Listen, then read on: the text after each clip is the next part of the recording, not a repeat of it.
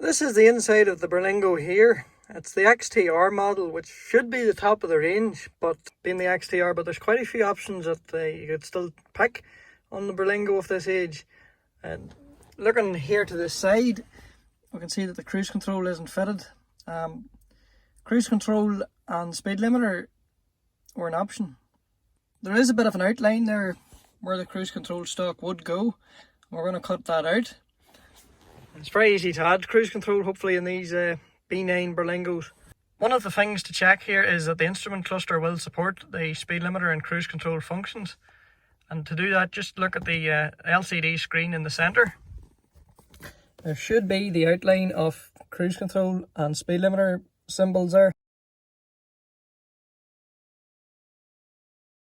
as well as this bit here at the top where it would show the speed that has been set. Don't worry about them LEDs flickering, that's just the frame rate or something to do with the camera. The screen here does support cruise control and speed limiter, so we're going to add it in. The other thing to check would be the accelerator pedal. Pressing this one in here, the standard one, it just goes in and out. There should be a detent at the end of the travel on the cars equipped with a speed limiter, so I had to buy an accelerator pedal out of a different car. It was actually out of a Berlingo. I'll show you now the part number to check.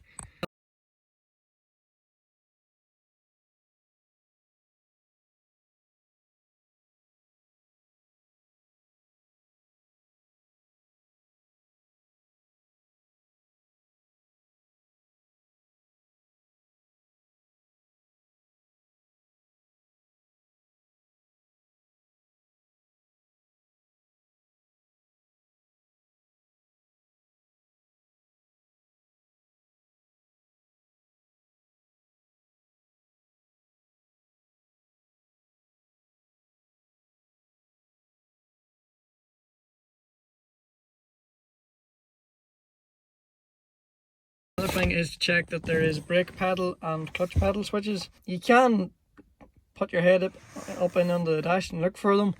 I did it the lazy method and just connected it to diagnostic equipment and seen that it's measuring them parameters, so I know it currently supports them. As for parts that you need to buy, there's this here switch. It comes out of any PSA car from the last 15 or so years. This particular one came out of a 407. You can get ones that just support cruise control, or also add the speed limit function. If you want the speed limit function, you need to change the accelerator pedal and get one with this limit function on the switch. I want that function as I find it very useful, more so than the cruise control. But this stock comes from a range of cars, 407, 307, 308, Berlingo Partners. There's a whole range of PSA cars of this era that would have had that switch. If you look on Service Box, I can get the part number. But it is fairly easy to get. Don't go buying one out of China. I think there's problems with the Chinese versions that they don't quite work correctly. So a good one out of a breaker's yard. This here only cost me £10, and I also actually got upgraded infotainment display as well. This is the pedal here. It looks very similar to the other pedal where you put your foot, but the main difference is a lot of the pedals for sale on eBay will just say D. This one says LVVD. You can also look at them part numbers. I'll throw up a screenshot of Service Box or whatever to show what the part numbers are for that as well. This particular one just come off eBay. Someone was selling it. You can just check the listings. They mightn't be aware that they're selling one with a speed limiter. It's LVVD you need to find. A lot of them just say D because a lot of them just only come with normal accelerator pedals. Again, that pedal probably is fitted to a range of other PSA cars, not the 407, it's different, so it's worth being aware of that. So we're going to change that over. Underneath the steering wheel, the aim is to take this lower bit of trim off. There's two screws here at the upper edge, maybe Torx, possibly T20s, and there might be a clip down here at the bottom. I'll put the camera to the side and show it coming off.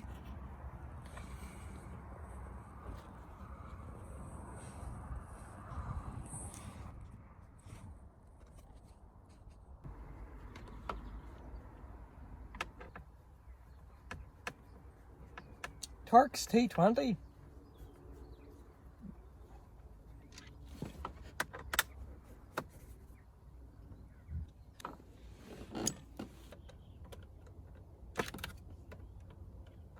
stick a pry tool in at the seam and just pick the two halves apart.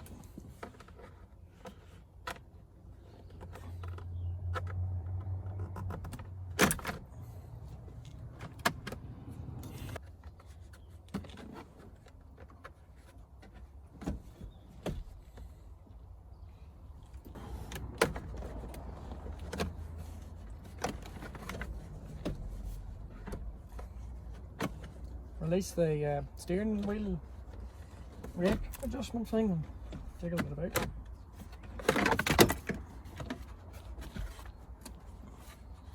This lower cowl, I'm going to cut where this line is, and that'll give the clearance to add the cruise control switch.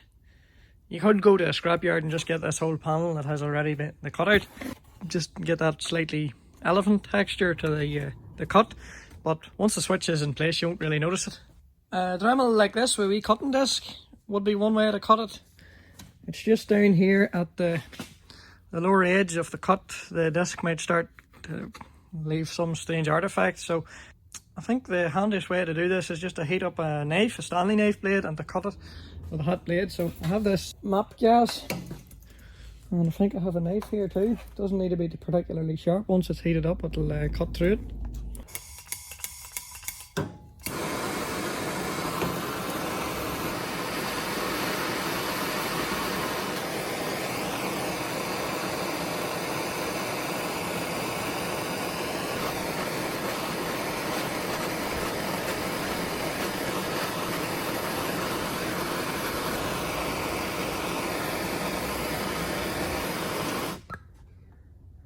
A wee bit of swerve there to cut.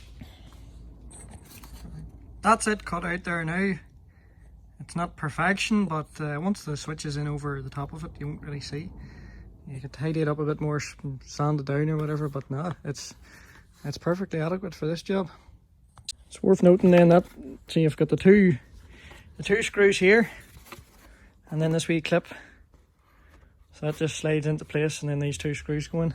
In behind the steering wheel then, on this model that doesn't have cruise control, there's this wee blanket plate, or this blanket piece. In behind, there's that wee tab there, has to be pressed in, and then this will slide out. You're near enough to it with your finger. In fact, that's it out now. Just reach in and press the tab, and slide out the wee piece, and get the cruise control switch.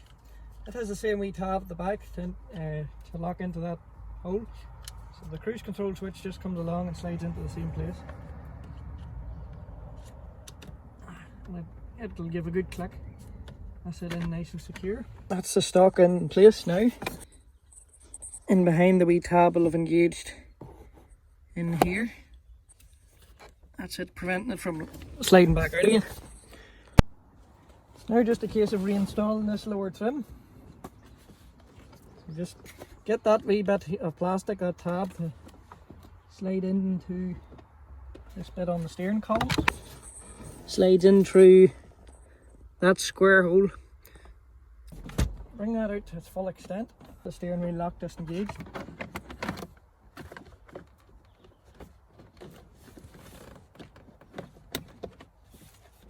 It can be a bit fiddly, this bit, just to get everything to line up on both sides. Don't press too hard on anything. So once you get this bit of plastic over the key, then engage it with a wee bit of plastic there down at the bottom. You have to feel your finger through it and push it down, so you can feel that's in place now on both sides. Lock the steering column. Just click the top bit into the bottom bit, like that. The same on this other side. And then reinstall the two screws that hold the two halves together.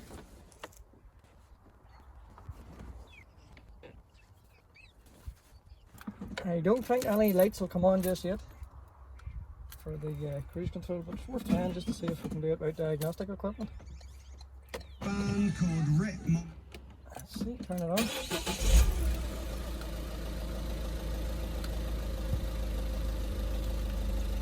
No, nothing yet. We'll have to activate it and Peugeot Partner. The trim around the cruise control switch is fairly tidy. It's not perfect, but from here in the driver's seat, you're not going to see it. You're not really going to see the cut because the switch obscures most of it, even from the passenger side. So don't be too concerned, but try and keep it tidy.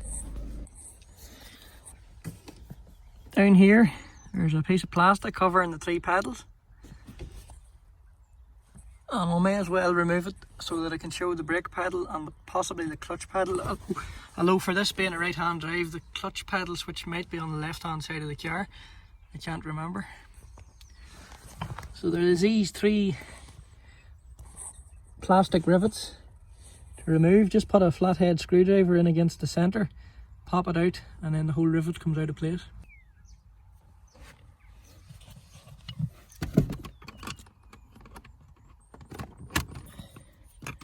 Release the centre bit, and the whole rivet should now pop out of place, like that. Centre bit. The 3rd and final one over here.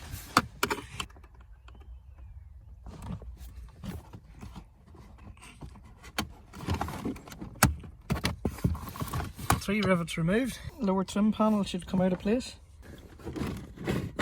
which it does. This here panel above it can pop out of place. It's just held in the plastic clips, or there might be metal behind it, but they're just held in the clips. So if you pull it, it comes off, but it doesn't really gain you any extra access. But we could take a look at the pedal arrangement.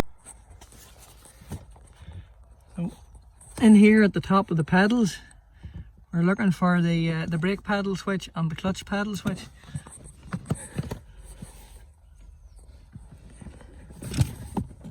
I believe that one there is for the clutch pedal, and yeah, pressing the clutch pedal down seems to show it.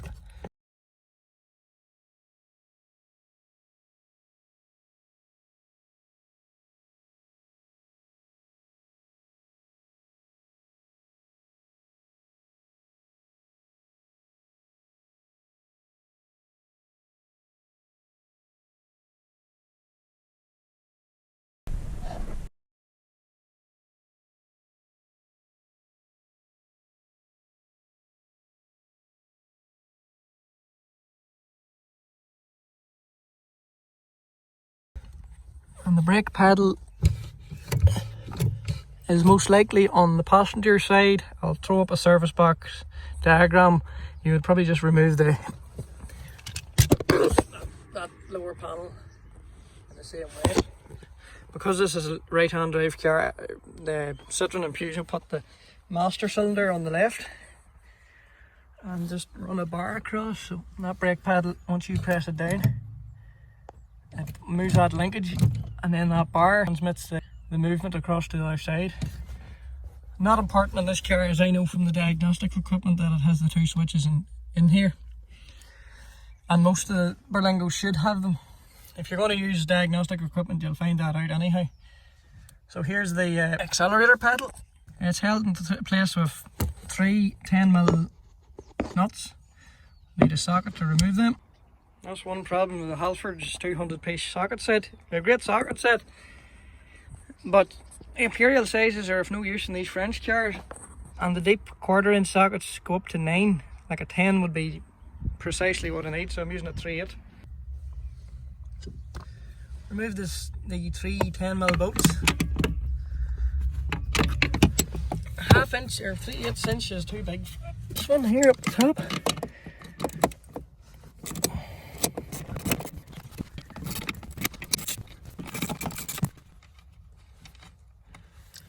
Once them 3 bolts are removed, slide the box forward, the pedal there, and then disconnect the plug at the top.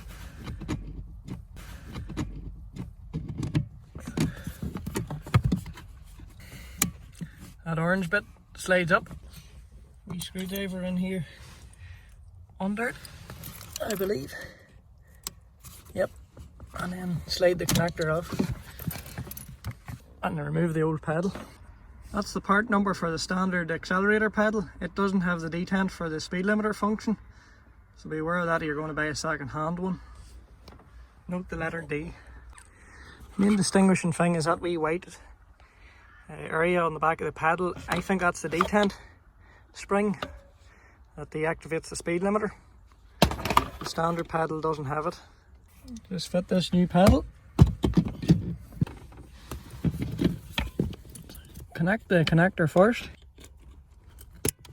and then push the wee orange bit downwards. Get the pedal into the 3 slots, or 3 bolts.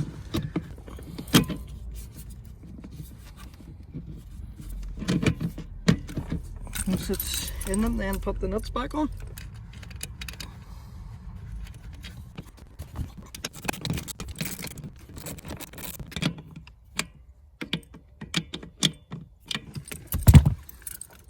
The main difference of this pedal can be now felt.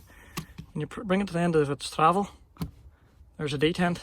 And that detent is used to deactivate the speed limiter. If you do need to overtake something, you press it in. Push this upper trim back into place. Just press firmly on where the clips are and that'll re-engage them.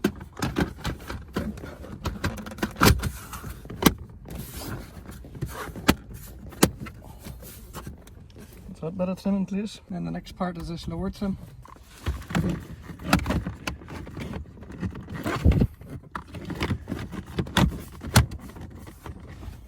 Reinstall the 3 plastic rivets, so make sure that the centre is out.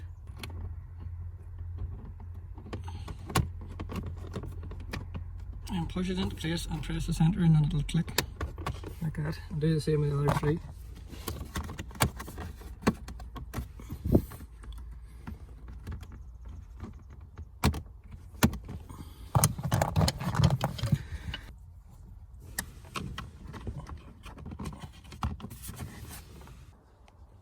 In order to activate cruise control function, we need to plug in Diagbox, which is the diagnostic software, and activate it. So I'll get the laptop plugged in here now. It's getting dark outside, so sorry about the light. The OBD port is in here in the glove box, and behind it, Windows XP laptop running Diagbox here.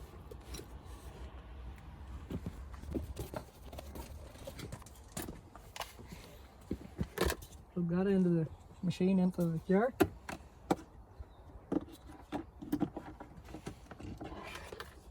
This end goes into the laptop or computer. Open up the Diagbox, or the shortcut here in the desktop. That should light up.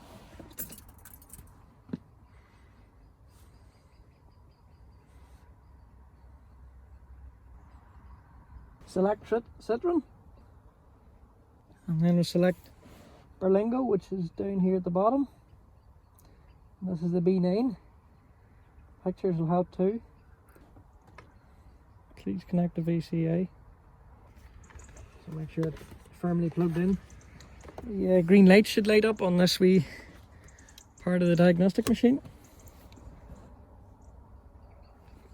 And that's the VIN number of the car. Make sure to take it to confirm. And we'll click on maintenance or repair, sorry.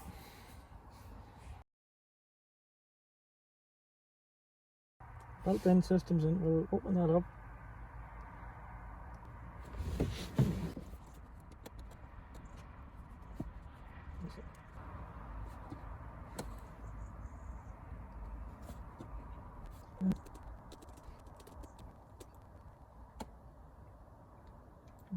Configuration.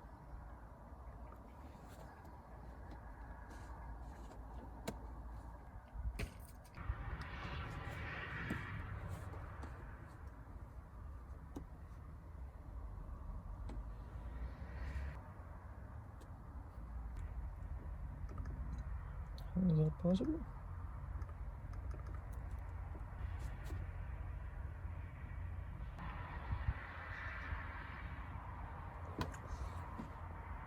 Cruise control and speed limitation. Configure that.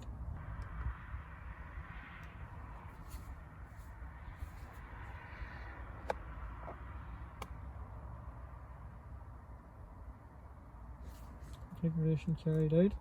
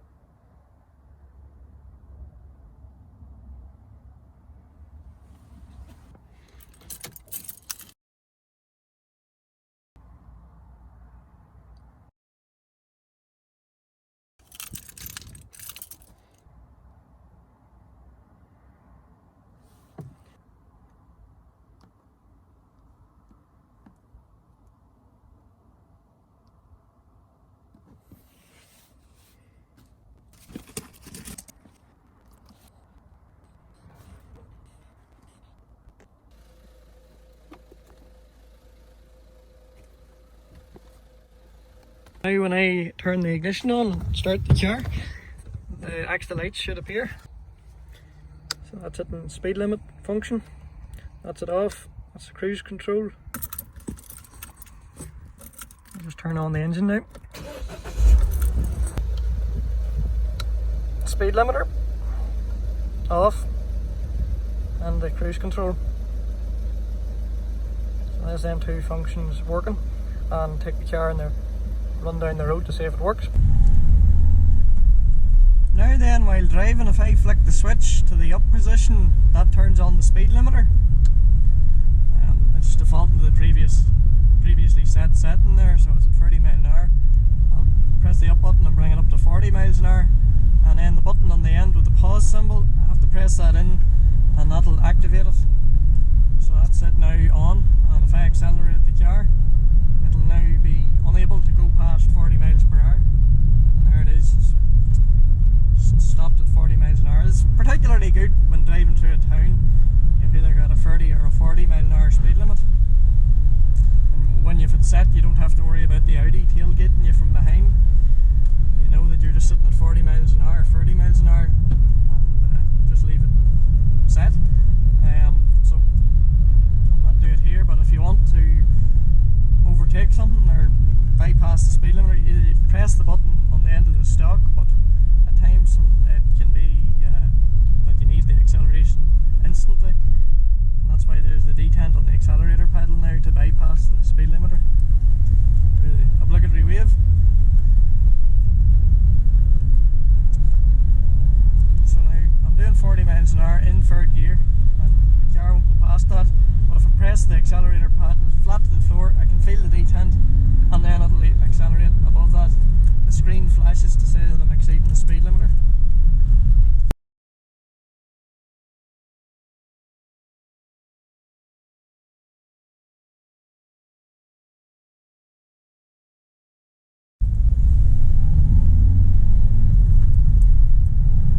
There's a minimum speed that you have to be doing for cruise control to take over, but I'll try it on this wee stretch of road up here. So you flick the switch to the down position, it's now waiting for me to set the speed, so take the foot off the accelerator, press 54 miles an hour, and I think that's it. Yep, it's now holding the speed. If I hold the button in, it'll increase, or press down and it'll decrease. Cruise control, obviously, if you press the brake pedal, accelerator pedal, touch any of the pedals at all, it'll turn the cruise control off. This isn't the sort of road you'd want to use cruise control on, but it does work in fourth gear at this speed.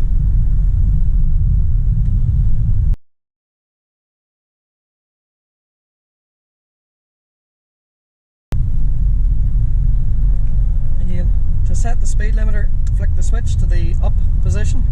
That'll now wait for, it'll display the speed, and press the pause button at the end of the stalk, and now I can't go above the set speed of 40 miles an hour unless I press my foot flat to the floor